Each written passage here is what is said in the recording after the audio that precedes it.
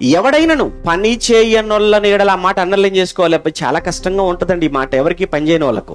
మీలో ఎవడైనా పని చేయనోళ్ళని ఎడల అసలు వాడు భోజనము చెయ్యకూడదని మీకు ఆజ్ఞాపించాను కదా. అంటే ఎలాంటి సిస్టమేటిక్ గా మాట్లాడుతున్నారు చూసాను పౌలు గారు. సంఘాన్ని అంతా ఎంత చక్కగా డిసిప్లిన్ గా పెట్టాడంటే, సంఘంలో ఎవరైనా పని చేయకుండా ఎవరైనా ఇంట్లో భోజనం చేస్తుంటే అసలు వాళ్ళకి భోజనం పెట్టకని అంటున్నాడు పౌలు గారు. నేను కూడా మీతో చెప్తున్నాను, మీ ఇంట్లో ఎవరైనా పని చేయకుండా తింటారనుకోండి, వాళ్ళకి అసలు తినే అర్హత లేదు.